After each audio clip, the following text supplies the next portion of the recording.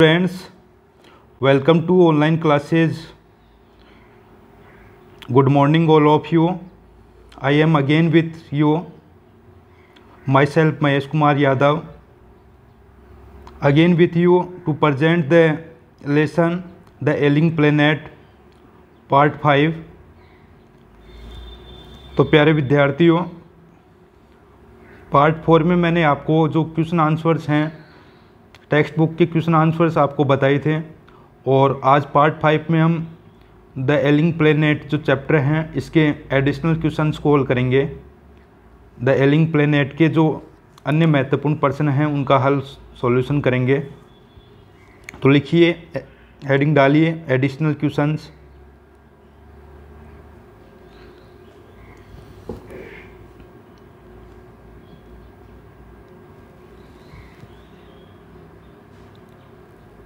तो लिखिए इसके एडिशनल क्वेश्चंस, हेडिंग डालिए।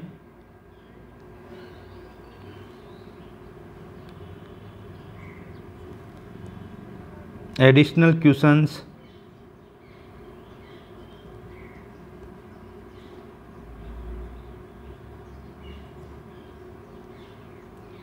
एडिशनल क्वेश्चंस मतलब जो अन्य महत्वपूर्ण जो प्रश्न उत्तर हैं इसके एडिशनल क्वेश्चंस। तो एडिशनल क्वेश्चंस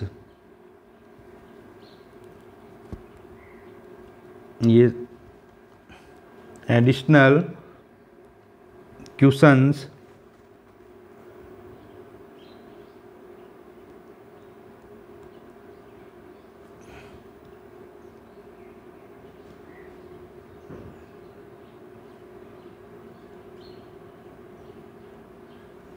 एडिशनल क्वेश्चंस, ये हेडिंग डालनी है आपको एडिशनल क्वेश्चंस की।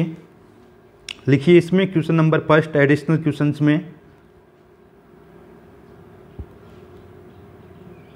लिखिए, what change of attitude, what change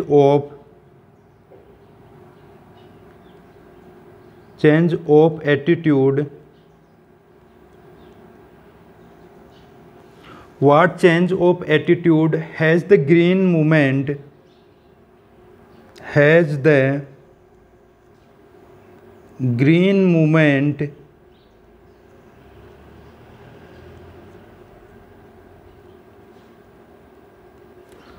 तो देखिए, what change of attitude has the green movement brought about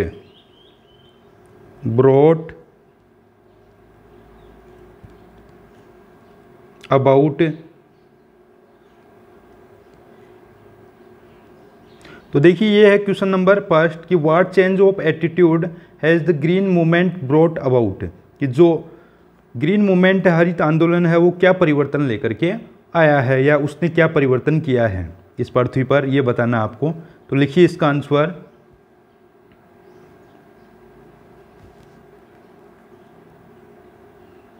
answer लिखिए, now we have come to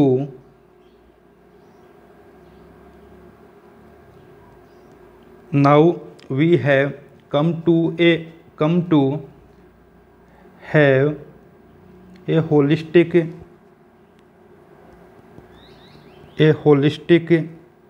and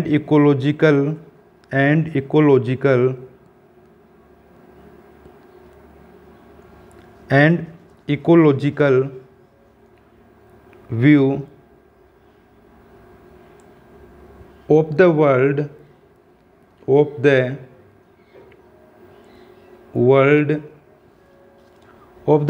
in place of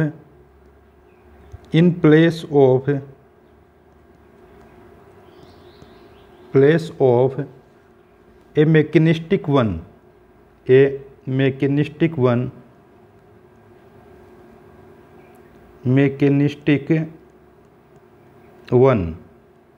ये है क्वेश्चन नंबर फर्स्ट का answer additional questions में, कि ये परिवर्तन लेकर के आया है कि अब हम एक समग्र दृष्टिकोण रखते हैं विश्व के ऊपर, जो विश्व का जो पारिस्थितिक तंत्र है, समझ गए, उस पर समग्र दृष्टिकोण रखते हैं यांत्रिक दृष्टिकोण की जगह पर। मतलब in place of A mechanic one, मतलब मैकेनिक का मतलब है यहाँ पर यांत्रिक दृष्टिकोण की जगह हम कैसा इकोलॉजिकल व्यू रखते हैं, समग्र रूप से होलिस्टिक, ये बताना चाह रहा है। तो प्यारे विद्यार्थियों, ये था क्वेश्चन नंबर 1। आगे चलते हैं क्वेश्चन नंबर 2 पर। लिखिए क्वेश्चन नंबर 2।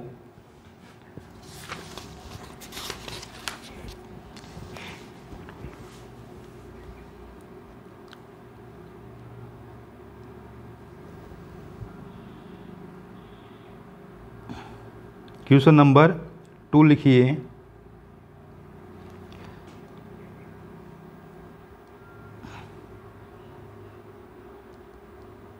प्रश्न संख्या 2। व्हाट इज, लिखिए, what is sustainable development? What is sustainable development?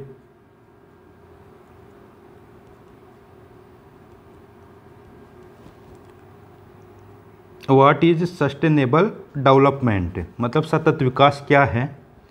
When did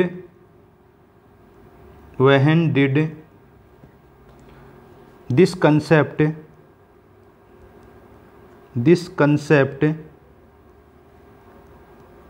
when did this concept become popular?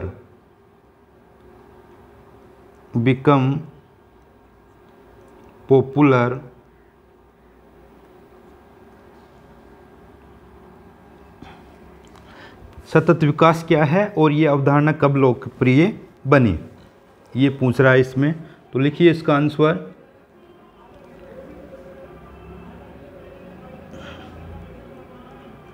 लिखिए sustainable development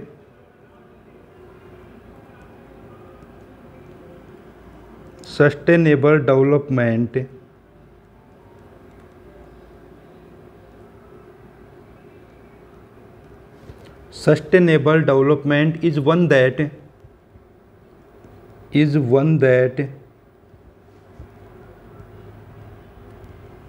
sustainable development is one that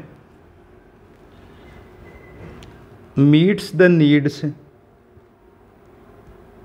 chapter में आया था ये, meets the needs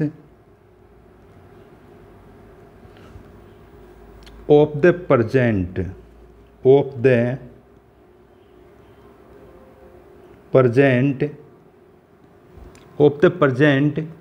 without compromising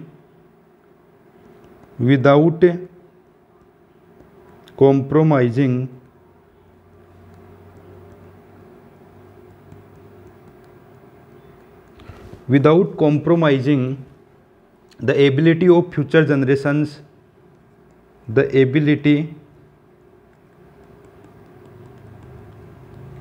of future generations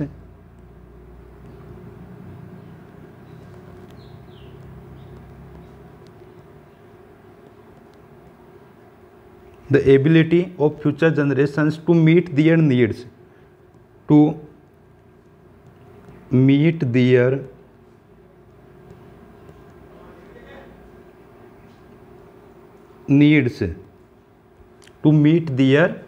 needs, तो देखिए प्यारे विद्यार्थियों, क्या इसका आंसर है कि sustainable development is one that, कि सस्टेनेबल डेवलपमेंट सतत विकास वो है, meets the needs of the present मतलब कि वर्तमान की आवश्यकताओं को पूरा करते हुए, विदाउट कॉम्प्रोमाइजिंग यानी बिना कॉम्प्रोमाइज़ करते हुए, the ability of future generations यानी भावी पीढ़ियों के द्वारा, जो भावी पीढ़ियों की जो योग्यता है, समझ गए, ये बताना चाह रहा है कि भावी पीढ़ियों द्वारा अपनी आवश्यकताओं को पूरा करने की योग्यता को प्रभावित किए बिना बनाए रखे जा सकने वाला विकास है, जो वर्तमान आवश्यकताओं को क्या करता है, पूरा करता है, ये इसमें बताया जा रहा है। तो यहाँ पर एक बार फिर से समझ लेना कि सस्टेनेबल डेवलपमेंट मतलब सतत विकास वो है कि जो that meets the needs of the present, मतलब कि वर्तमान की आवश्यकताओं को पूरा करता है। द विदाउट कॉम्प्रोमाइजिंग मतलब बिना प्रभावित किए हुए। The ability of future generations, मतलब कि भावी पीढ़ियों की जो योग्यता है उसको बिना प्रभावित करते हुए। टू मीट दियर नीड्स, जो उनकी आवश्यकताओं को पूरा करता है। तो इसमें ये बताया गया है। आगे चलते हैं क्वेश्चन नंबर 3 पर। लिखिए क्वेश्चन नंबर 3।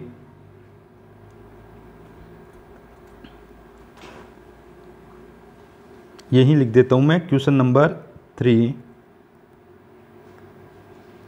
देखिए क्वेश्चन नंबर 3 है, हु इज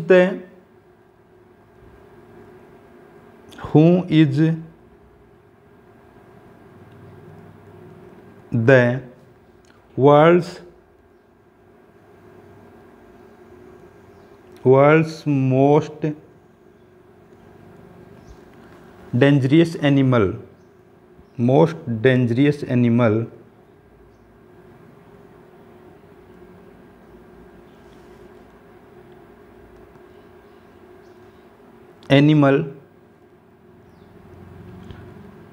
कि विश्व दुनिया का सबसे खतरनाक प्राणी कौन है?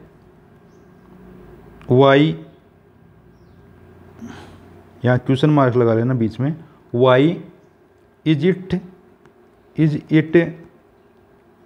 सो, वाई इज इट सो, और वो किस प्रकार से है। तो वाई इज इट सो यानी वो किस प्रकार से है, और दुनिया का सबसे खतरनाक प्राणी कौन है। तो लिखिए इसका आंसर।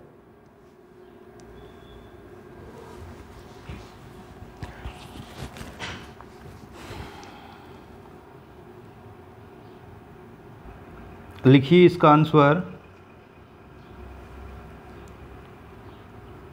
यहाँ लिख लेना आंसर।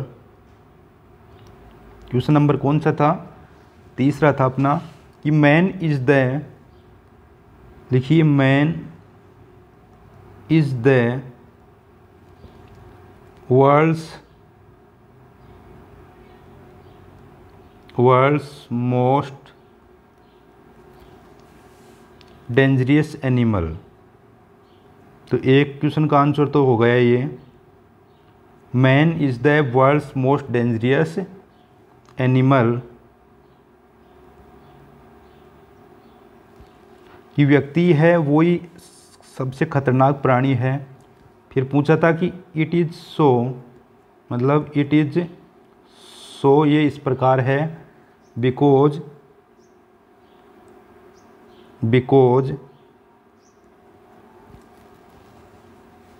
मैन अलोन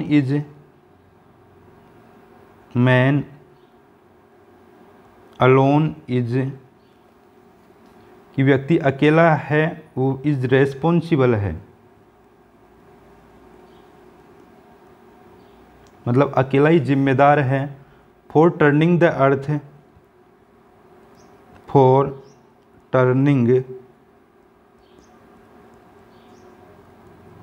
अर्थ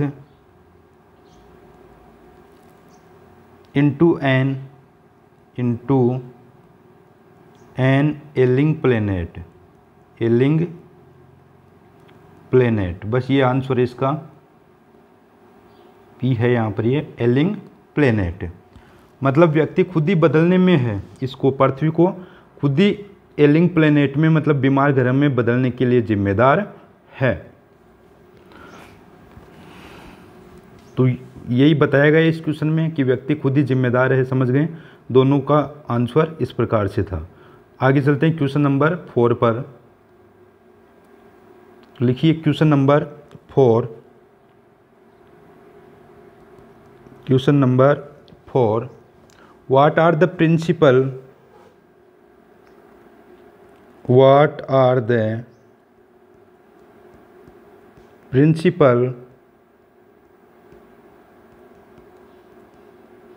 biological systems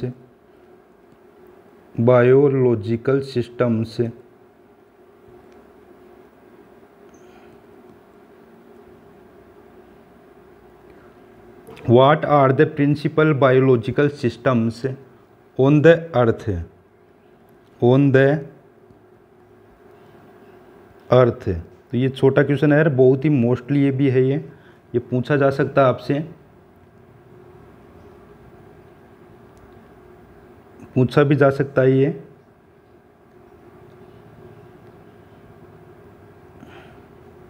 कि what are the principal biological systems on the earth, कि पृथ्वी के ऊपर जो मुख्य जैविक घटक हैं वो कौन से हैं, मुख्य जो जैविक तत्व हैं वो कौन से हैं।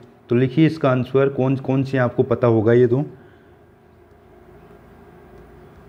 लिखिए द अर्थ्स प्रिंसिपल, इस प्रकार से देना है जवाब इसका, द अर्थ्स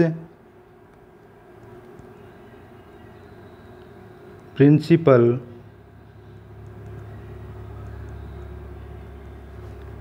यानी प्रिंसिपल का मतलब सिद्धांत, समझ गए। बायोलॉजिकल सिस्टम्स, बायोलॉजिकल सिस्टम्स,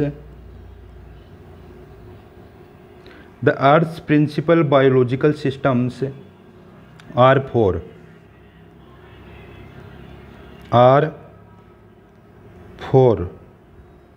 मतलब पृथ्वी पर जो जैविक घटक हैं वो 4 हैं। तो 4 डैश लगा के लिखोगे कौन कौन से हैं। पहला है फिशरीज,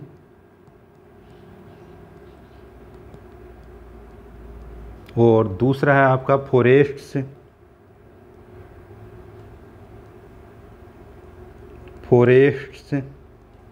और तीसरा है आपका ग्रासलैंड्स,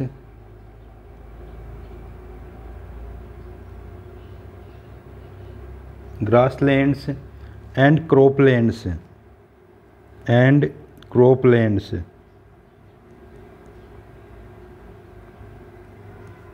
तो ये तो मैंने पहले समझा दिया था आपको, ये चारों जो क्षेत्र हैं समझ गए, इनका नाम लिखना था आपको इस क्वेश्चन में, तो लिख दिया।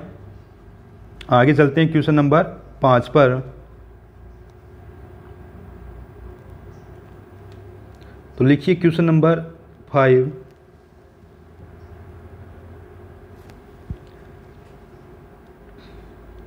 Question number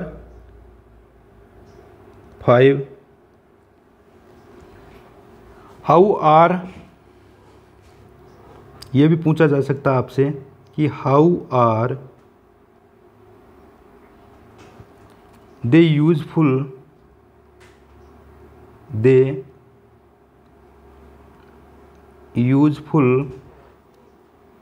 two us, how are they useful to us. तो देखिए ये क्वेश्चन नंबर 5 है। अब इसमें पूछा गया है कि how are they useful to us, कि वे हमारे लिए किस प्रकार से लाभदायक हैं। तो दे किसके लिए आ रहा है, जो बायोलॉजिकल सिस्टम्स है उनके लिए आ रहा है, समझ गए। तो इस प्रकार से क्वेश्चन हो सकता है कि how are the biological systems useful to us, समझ गए, इसलिए यहाँ पर दे रेफर कर दिया गया। तो इस प्रकार से क्वेश्चन हो सकता है कि how are they useful to us, तो बायोलॉजिकल सिस्टम्स किस प्रकार से अपने लिए यूजफुल हैं। तो लिखिए इसका आंसर कैसे लाभदायक है हमारे लिए।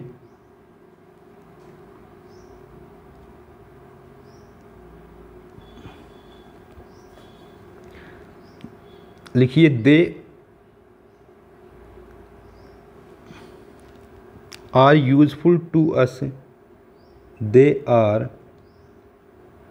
यूजफुल टू अस,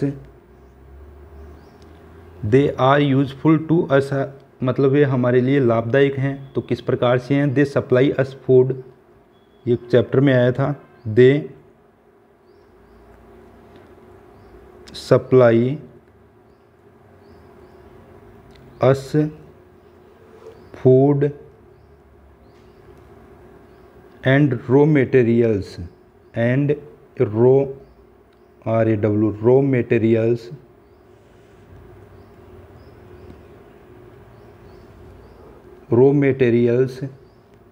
कि वे हमें भोजन प्रदान करते हैं और कच्चा माल प्रदान करते हैं। Raw materials for our industry ये था इसका मतलब कि वे क्या करते हैं, इस प्रकार से यूजफुल हैं कि हमें भोजन देते हैं और उद्योगों के लिए क्या देते हैं, कच्चा माल देते हैं। क्या जो बायोलॉजिकल सिस्टम्स हैं उनकी बात की जा रही है। आगे लिखिए question number 6।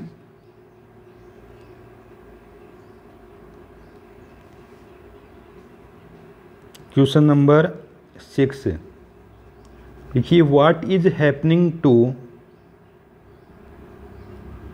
what is happening to what is happening what is happening to these biological systems, to these biological systems, biological systems, biological systems, what is happening मतलब इन जैविक तत्वों के साथ में क्या घटना घट रही है, क्या हो रहा है, समझ गए, ये बताना है। जो बायोलॉजिकल सिस्टम्स हैं उनके साथ में क्या हैपनिंग हो रही है, मतलब क्या घटना घट रही है। तो क्या घटना घट रही है भाई, लिखिए इसका answer.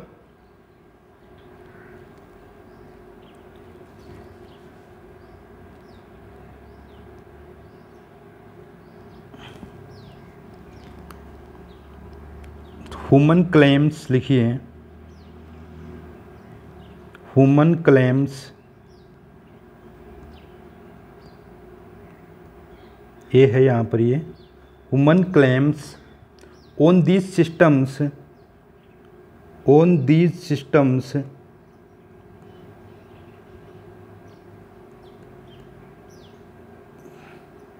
Human claims on these systems are reaching to a point,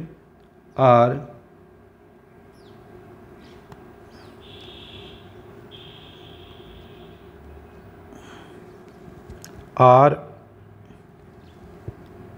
reaching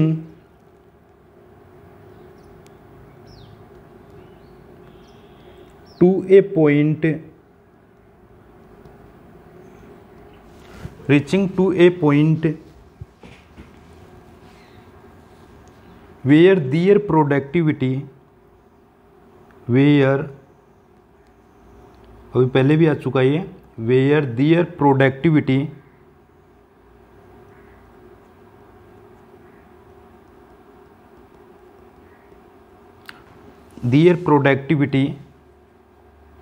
is being impaired, is being impaired, is being impaired। तो देखिए स्टूडेंट्स क्या बताया जा रहा है इसमें, इसका आंसर था कि जो जैविक घटक हैं उनके साथ क्या हो रहा है कि human claims on this systems are, human claims समझ गए कि जो इन तत्वों पर जो मनुष्य के जो दांव हैं वो इस प्रकार से लग रहे हैं, दावे, समझ गए। क्लेम्स का मतलब क्या है, दांव। Human claims on this systems मतलब इन सिस्टम्स पर जो मानव के दावे हैं वो इस प्रकार से are reaching to a point मतलब इस बिंदु तक पहुंच रहे हैं जहां पर उनकी जो प्रोडक्टिविटी है, मतलब कि जहां इनकी जो प्रोडक्टिविटी है, उत्पादकता है, वो क्या होती जा रही है, इम्पेयर कर दिया जाता है, मतलब इनकी उत्पादकता को ख़राब कर दिया जाता है। ये हैपनिंग इनसे हो रही है। तो इम्पेयर का मतलब हो जाता है ख़राब कर देना, उसको बोलते हैं इम्पेयर। तो इनकी प्रोडक्टिविटी को क्या किया जा रहा है, ख़राब किया जा रहा है। आगे लिखिए क्वेश्चन नंबर 7। लिखिए question number 7।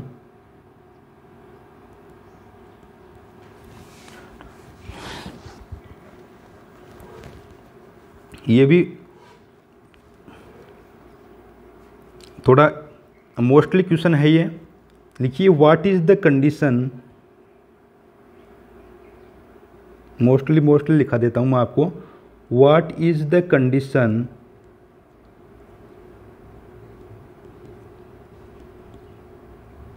What is the condition of forests of forests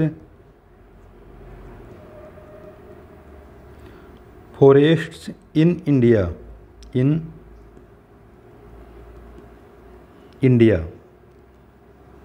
कि भारत में वनों की स्थिति क्या है, समझ गए, या किस प्रकार से है। ये क्वेश्चन पूछा जा रहा है जो इस चैप्टर में आपको बताया गया है कि भारत में जो वनों की स्थिति है, फॉरेस्ट की जो कंडीशन है वो क्या है। तो लिखिए इसका आंसर, क्या कंडीशन है, लिखिए a catastrophic depletion of a catastrophic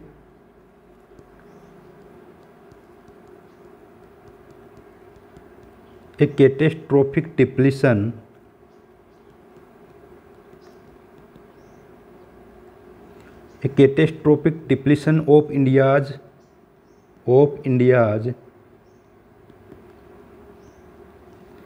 India's forests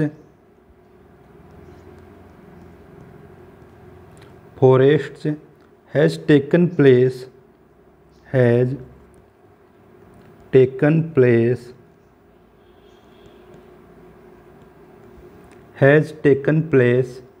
over the last four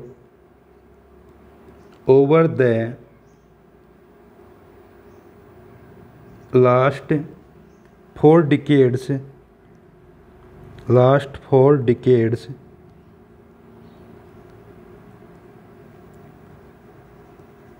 तो देखिए क्या कह रहे हैं कि पिछले जो 4 दशकों में, समझ गए ना, पिछले, तो देखिए जो पिछले 4 दशक हैं, एक कैटेस्ट्रोफिक डिप्लीशन मतलब कि खतरनाक कमी आई है वो India's forest has taken place over the last 4 decades, मतलब पिछले 4 दशकों में भारत के वनों की स्थिति में क्या है, स्थिति है कि बहुत ही खतरनाक कमी आई है पिछले 4 दशकों में। इससे आगे लिखना आपको जो स्थिति है वो बतानी है। इंडिया इज लॉजिंग, लिखिए India is lodging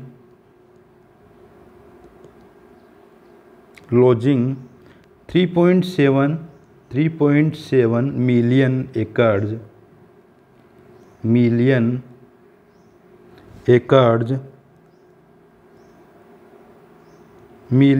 एकड़्स of forests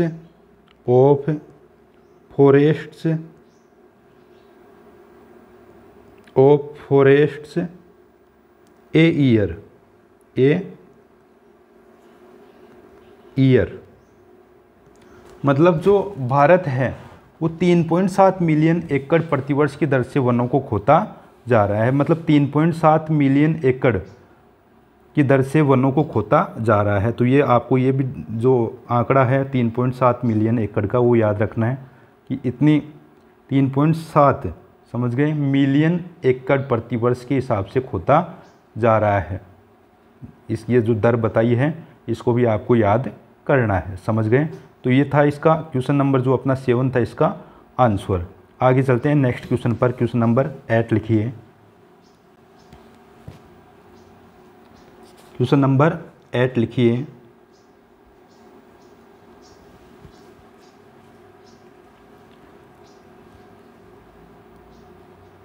question number 8,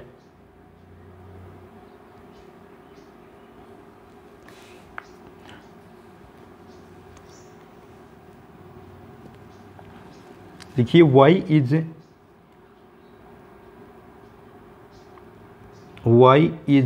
development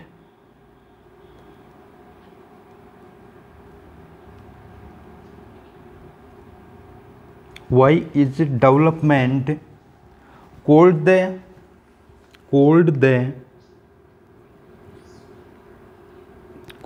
the best contraceptive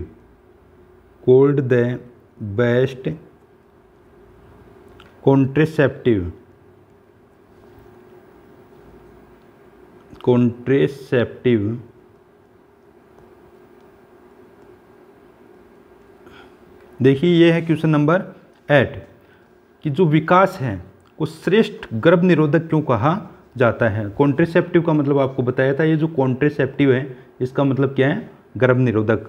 अगर अर्थ नहीं आता हो तो समझ लेना क्वेश्चन को कि विकास को, डेवलपमेंट को, विकास को बेस्ट कॉन्ट्रेसेप्टिव क्यों कहा जाता है, कि सबसे अच्छा गर्भ निरोधक क्यों कहा जाता है।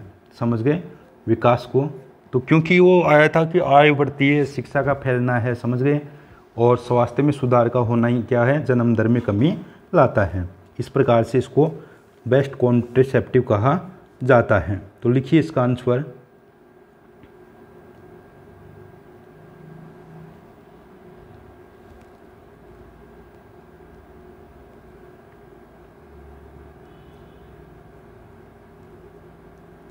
लिखिए answer, rising of incomes, rising of incomes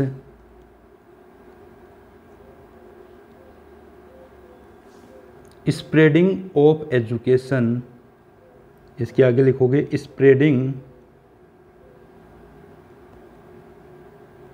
spreading of education, spreading of education and improvement, and improvement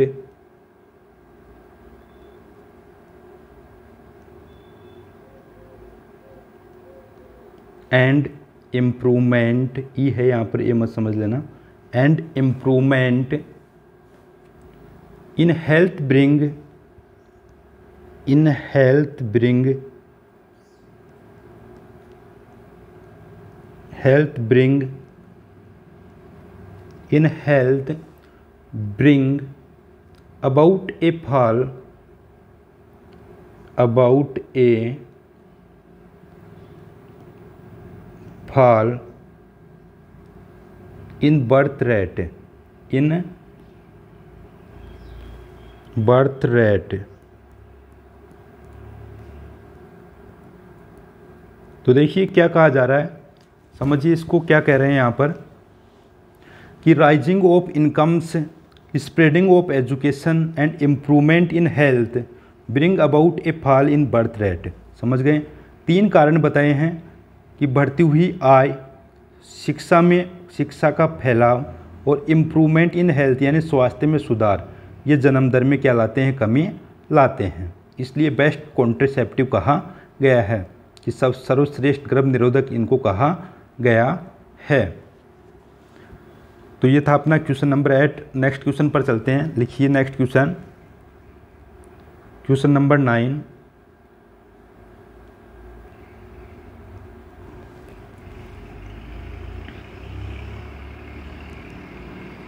question number 9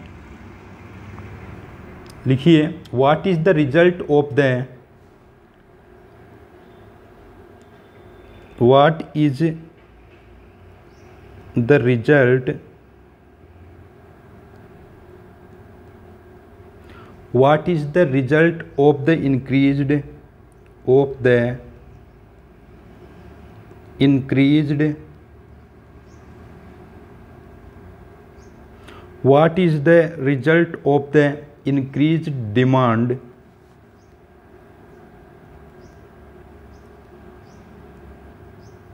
increased demand of the principal biological systems, of the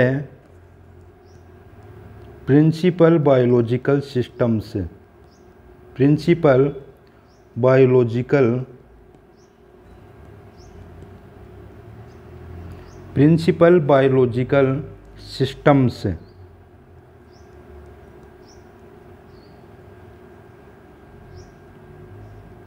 तो देखिए ये है क्वेश्चन नंबर 9। तो क्वेश्चन को समझते हैं पहले, इसके बाद में इसको हल करते हैं।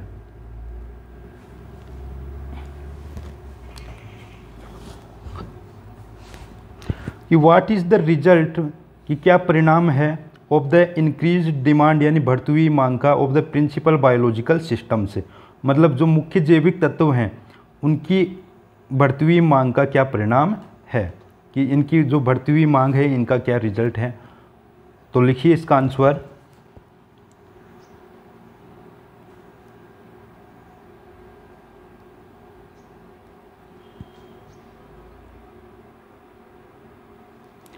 आंसर लिखिए इसका,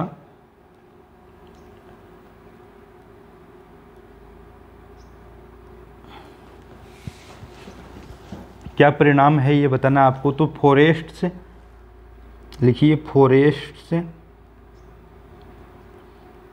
फॉरेस्ट्स आर डिसअपीयरिंग, ये आर को सही लिख लेना भाई। फॉरेस्ट्स आर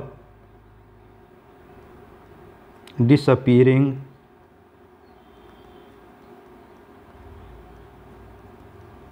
कि वन गायब होते जा रहे हैं, समझ गए। Fisheries are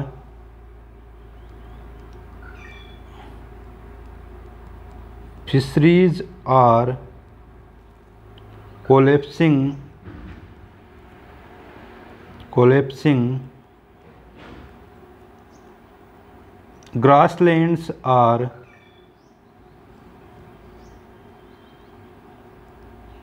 grasslands are turning into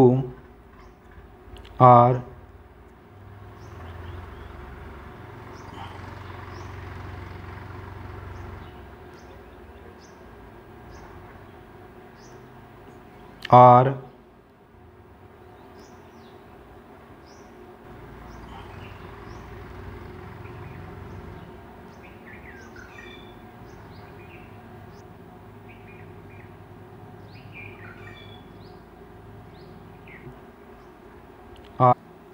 turning into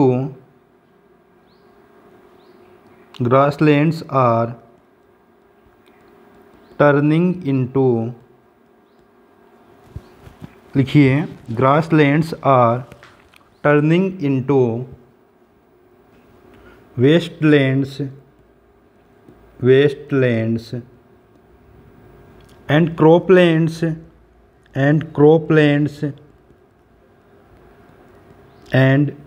croplands are deteriorating.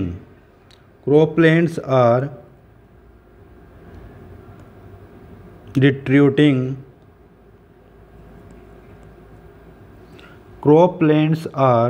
deteriorating. ये प्रभाव पड़ रहे हैं भाई, ये परिणाम है इसके, समझ गए कि forests are disappearing, fisheries are collapsing और grasslands are turning into wastelands and croplands are deteriorating. मतलब चारों जो क्षेत्र हैं वो क्या हो रहे हैं, ये बताया हुआ आपको कि वन गायब हो रहे हैं, मत्स्य क्षेत्र नष्ट होते जा रहे हैं और चरागाह हैं वो बंजर भूमि में बदल रहे हैं और फसल क्षेत्र हैं वो बिगड़ते जा रहे हैं। ये इसके परिणाम आपको बताए गए हैं। तो प्यारे विद्यार्थियों, ये अपना क्वेश्चन नंबर था 9, समझ गए। आगे लिखिए क्वेश्चन नंबर 10, जो लास्ट क्वेश्चन है होगा अपना।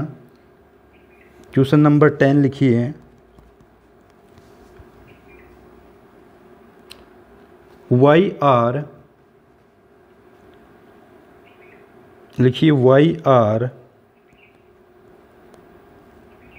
Several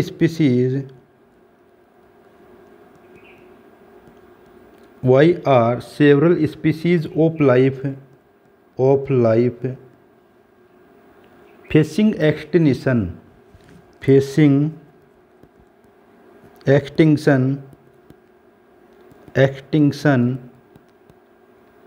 question mark. ये देखिए क्वेश्चन नंबर लास्ट क्वेश्चन है कि जीवों की कई प्रजातियां हैं, समझ गए। सेवरल स्पीसीज मतलब कई प्रजातियां हैं जीवों की, वो एक्सटिंक्शन क्यों हो रही हैं, मतलब विलुप्त क्यों होती जा रही हैं। एक्सटिंक्शन का मतलब है विलुप्त, कि जीवों की कई जो प्रजातियां हैं वो एक्सटिंक्शन क्यों होती जा रही हैं, विलुप्त क्यों होती जा रही हैं। तो लिखिए इसका आंसर,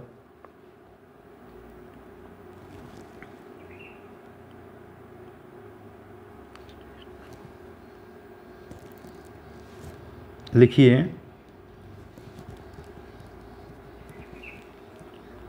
कि man is destroying forests which are home to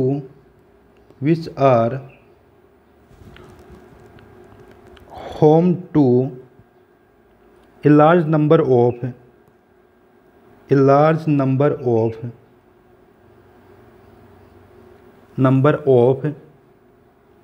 A large number of animal species,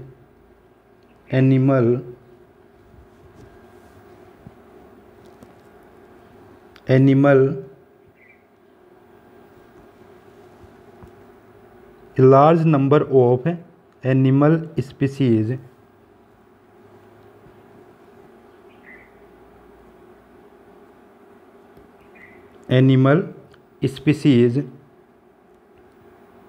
full stop, they are, एक लाइन और लिखी इसमें, they are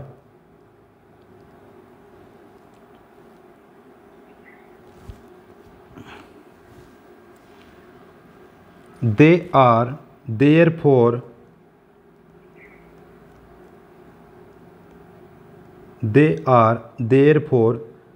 at a very fast rate,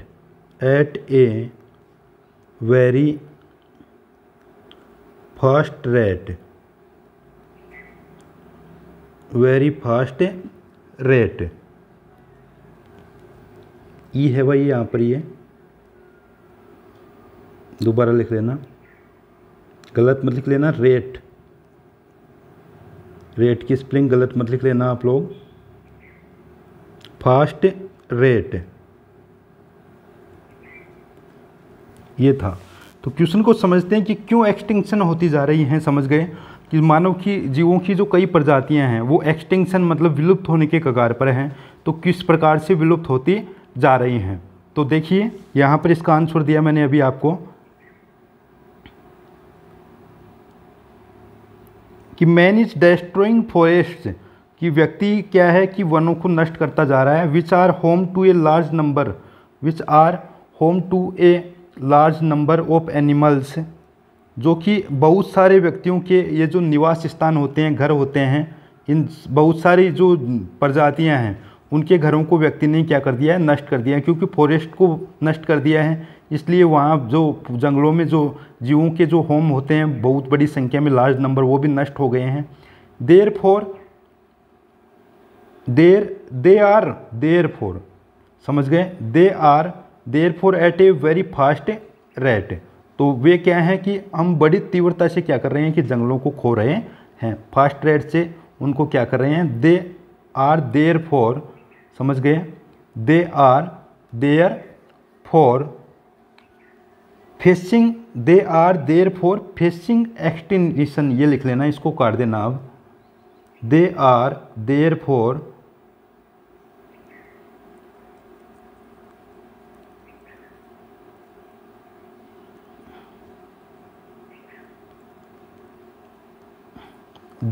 therefore facing extinction, ये लिखना है, फेसिंग